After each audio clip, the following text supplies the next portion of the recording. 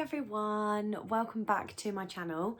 This is now the second week of my IVF, so I figured I would kind of just have a bit of a sit down talky video with you where I kind of just go through everything that's happened over the last week. So it has been, it's fair to say, a little bit manic. I don't feel like I have slept. I don't really feel like I've had any time to just relax. So do excuse the state of me, I am just exhausted. I ended my last video I think it was Monday, and I had really not a great day. So I'd obviously gone for my first scan and they had found that I had a rather large cyst on my right ovary, and I'd had to go for blood tests to kind of see where things were and whether or not it was okay for me to carry on or whether or not we were needing to cancel the entire cycle. So that's kind of where we left things last week. Now, for those of you that are new, please pause this video right now and do make sure that you subscribe to my channel. I am currently on my second round of Icsi. So our first round, we didn't actually even get to transfer. So this time we are kind of really hoping that we at least get to transfer. That is kind of our goal at the moment. After Monday, I'm kind of just gonna talk at you and kind of just explain everything that's gone on. So grab yourselves cups of tea, get yourself really cozy, because this is just mad. I feel like this week has been such a roller coaster that you are going to need a cup of tea, if not something stronger. So knock yourself out, off you go, come back, and when you do return, like I say, if you haven't already, make sure that you subscribe to my channel and given this video a big thumbs up. Hi guys, welcome back. Last week we kind of left everything on I'd got a cyst and where do we go from here. So if you follow me on Instagram, you kind of will have had a bit of an update throughout the week. I think I've put 2 major updates on there, but then I've kind of left it. So I got a phone call on Monday afternoon after I'd finished filming, telling me that the cyst wasn't producing any harmful hormones. It wasn't producing any hormones. The only thing it was doing was kind of suppressing the follicles on my right ovary. So it was stopping them growing, which obviously isn't really ideal. That's exactly what the medication is supposed to do. So if it's stopping it doing that, then it's not really ideal. So what they did was they kind of said, you know, I'm happy for you to carry on tonight. I'm going to speak to the head consultant tomorrow. I'll give you a call and we'll kind of see where we go from there. So I carried on with my medication on Monday night. So then on Tuesday, the head consultant had reviewed our case. My consultant gave us a call and he kind of said to us again the same thing that he'd said to us on the Monday, and had just said, look, it's not harmful, but we can't guarantee that this is going to be a very good cycle, and we can't guarantee that you're going to have as many follicles as you should have because this cyst is suppressing them. So it's up to you. Do you want to cancel? Do you want to carry on? And my frame of mind at that point was a bit like, am I just carrying on for selfish reasons because I've already had one huge bout of heartache? That do I really want to have to stop this again? Is it going to impact my health? Is it going to stop working? So when we kind of weighed up the options, for us, this cyst wasn't going to impact the quality of the cycle. At most, it was just going to impact the number of follicles I had. So we kind of went through everything and weighed up our options. And the way we saw it was, well, we could cancel and then pay more next time for it still not to work, or we can carry on going this time and be in no better position and just hope that, you know, we get a decent number and that some fertilise, because our last round wasn't the best round ever. So what was to say that with a cyst it wasn't going to get any better? So I don't know. My gut instinct was to carry on, so that's exactly what we did. I then had a scan Wednesday morning, and my scan Wednesday morning went... It didn't go well, but it didn't go badly. It was kind of one of those where my follicles were growing, and I had 6 good-sized follicles, and they thought, yeah, we will probably get 6 eggs. And I was happy with that. That was fine, but they still weren't quite where they should have been, but they were growing and they were a decent size, so that was fine. And I was really, really happy with that. Friday we went for another scan and they had grown again ever so slightly. So my medication had been increased on the Wednesday, and rather than being on 150 Menopur, I was put up to 225. Now, on the Friday, I then saw a different consultant who had told me, so my initial consultant had just kind of said do 1.5, so I was mixing it all together and then just withdrawing 3/4. My consultant on Friday, when we had a look at my follicles, only 2 more had caught up, and so I had 8, but again, as much as they were growing, they weren't really at the stage you'd expect on day 8 of your cycle, so, or day 10 of my cycle even. That's not, they weren't where you would expect. So she kind of just said to me, she gave me some more and she said, right, carry on for another 2-3 days. We'll see you again on Monday. She then gave me the same medication, but in 2 different bottles. So I had a 150 and I had a 75. So I effectively had to do 2 injections of an evening and my Cetrotide in the morning. And that just made everything so much easier for me. Don't get me wrong. I hated injecting 3 times a day. It really wasn't very nice. I think my stomach has bruised. I'm not sure. No, you probably can't see on there. But I have like a really yellowy bruise here. And I did struggle doing the 3 injections, and it's just, yeah, not really very nice for me at all. So that, it did make it a little bit easier in that I knew I was getting the right measurements. And over the weekend, I started getting really quite painful little twinges in my ovaries. I was very tired and I just started to feel like things were progressing. I went for a scan this morning and it is like my body has done a total U-turn, and this cyst is still there. Like, this cyst is like nearing on to 50 millimeters. So it's about this big. The follicles growing around it though seem to have just got a new lease of life. It is absolute madness. So this morning she told us that she looked at my womb lining and her words were that it was textbook and she couldn't have hoped for a better looking womb lining at this stage. So I was over the moon with that. And then she looked at my follicles and she put the little dildo cam up into my ovary and her response was, wow. And I'm thinking, this is good. My ovaries currently look like a beehive. Like, there are that many holes on them, follicles, but it literally looked like that. So they were everywhere, and she couldn't believe how many I had. And we now seem to be on track for about 15, which is just abysmal. That's so many, and quite frankly a little bit worrying. So I was over the moon that my body had just suddenly gone, yep, let's go, and did this amazing thing and created all these follicles, and now has given us such a good chance. But obviously in with that also means that I was at risk of OHSS. So if you don't know what OHSS is, I will link it below. It basically means where your ovaries are overstimulated effectively, and it can be really dangerous. So I had to go for more blood tests today where they were checking for that. I thought, you know, I was probably going to be okay. I didn't have any of the other symptoms. So to be honest, my bloat hasn't been that bad. I haven't suffered with any shortness of breath, any nausea, anything like that. Any symptoms of OHSS I do not have. So I didn't think I would. The only symptoms I've really had, I have had minor bloating, but to be honest, I was more bloated when I was on Benfola. So I wasn't too worried about that. But on top of that, I seem to be really forgetful, and that honestly seems to, over the last week, like, people are picking up on it. Like, my mum came to my scan with me on Friday and I asked her what the day was about 6 times. I will be talking to Marco and I'll just cut out and I won't have a clue what I've said to him, and it's just a bit silly. And I googled it and I'm not the only one, so it's fine. But insomnia, I was really suffering with that, and just general tiredness. Like, I really have just been exhausted. But other than that, symptom wise, I've been okay.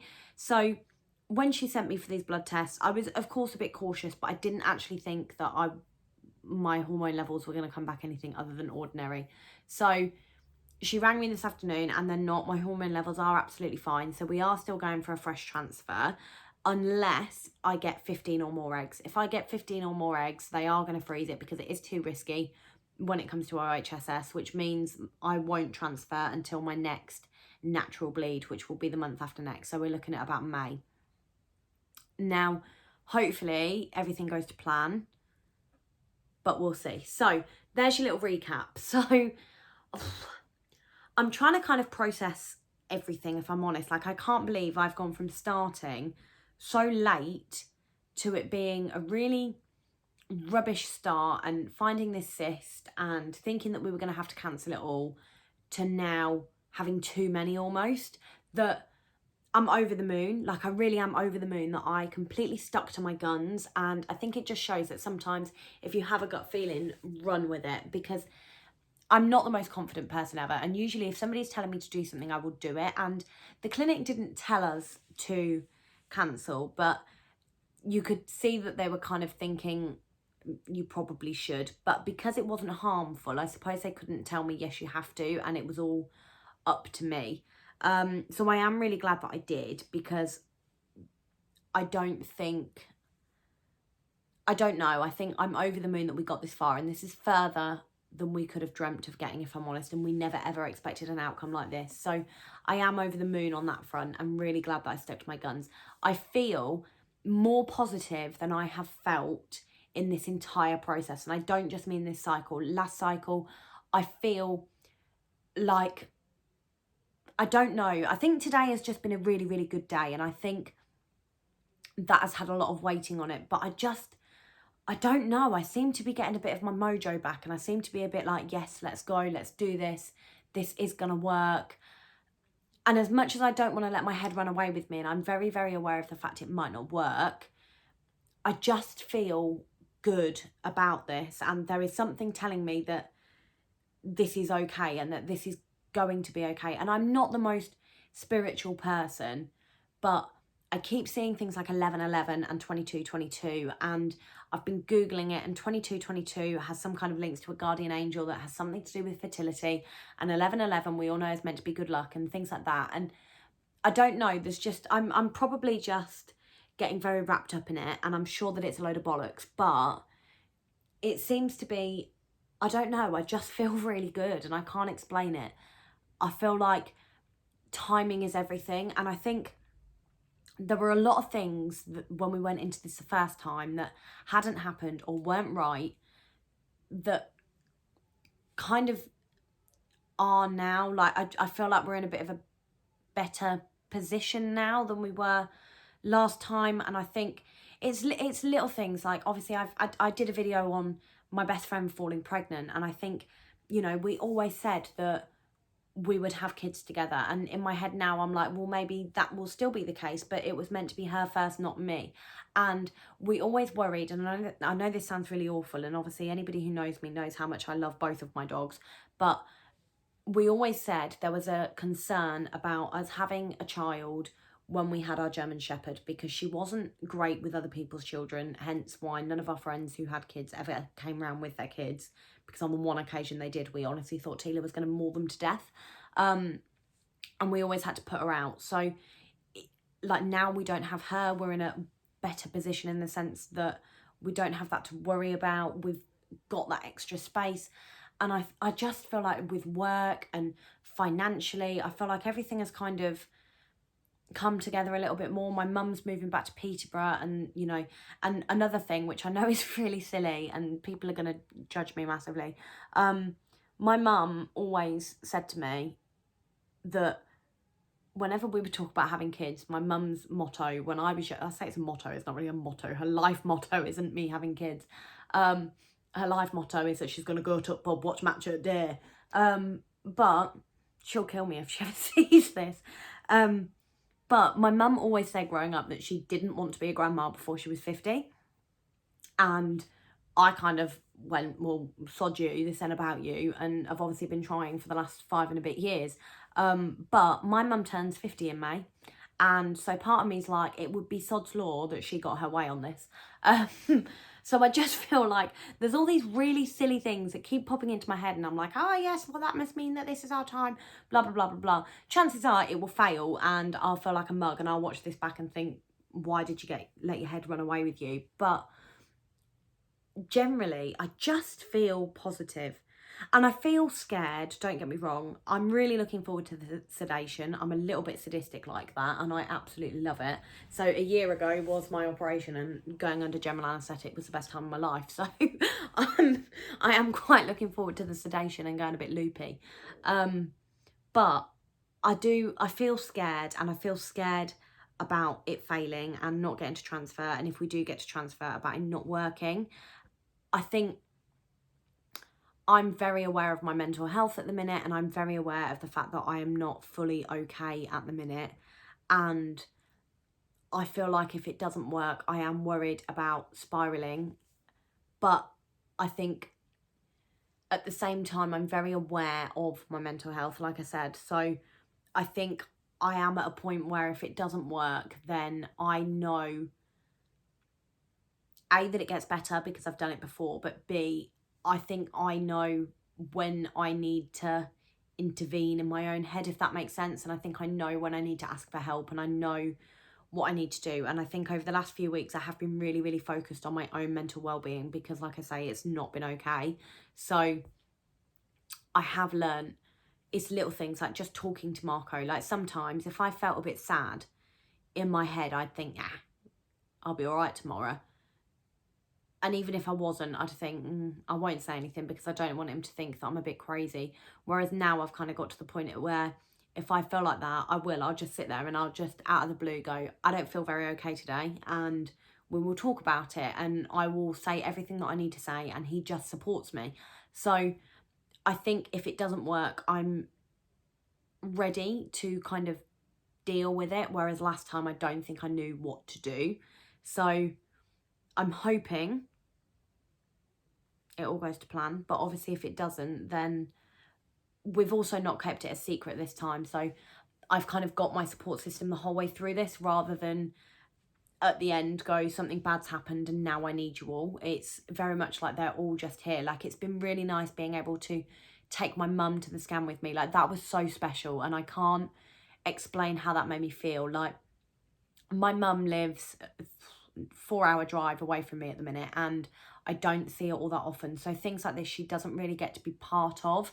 And on Friday, we met in London. She came to the scan with me, and honestly, my clinic were amazing. So the nurse that I had isn't my usual nurse, and she was explaining everything that was on that screen to my mum and explaining what it meant. And I was so, I don't even know what the word is, but I felt very lucky to be at that clinic with my mum, and for my mum to be able to share this with me. Like, if this works, how amazing is that my mum was literally there. In any other circumstance, that'd be really weird if your mum was there when you made a baby, but it was just nice to have my mum there, and I found it really special. And I think even just sharing it on Instagram has made such a difference to me. But I don't know, I just feel more relaxed this time. I think I was so prepared for it to fail, and I kind of was going into this like, it is what it is, it's gonna fail, it's not that big a deal. Whereas now I'm just like, I don't know, I feel a new level of positivity, and it's really weird.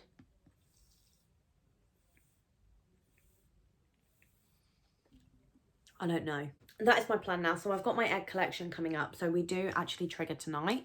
So my next video will be the trigger video, and we're going to go on like that. So I did say on my Instagram earlier, I'm going to start increasing the amount I upload. So my videos are going to be getting better. They are going to be kind of a lot more of them. So I'm going to upload on a Tuesday, and I'm also going to upload on a Friday from now on.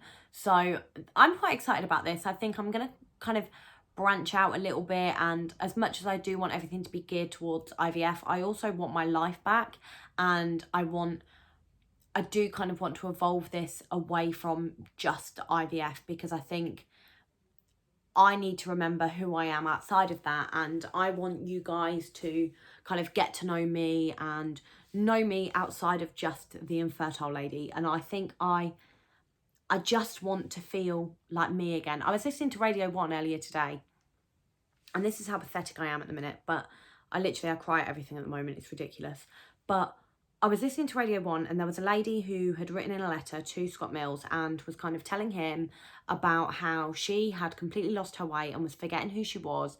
And she met him at whatever, and I can't remember the ins and outs, but basically she had a weekend where she just had fun for the first time in forever, and she felt like her before everything had happened. And that really hit a nerve with me, because I've said 1,000 times before that I feel like I have forgotten who I was before this and who I am away from this, and I don't want it to rule my life as much as it does rule my life, and it always will rule my life. I don't want it to be the be all and end all of me, and so I just kind of want to have a bit of fun. And I think that's, like, between Marco and I, we have said that if this doesn't work, then our goal for the next year, while we save up for another round, is to have fun.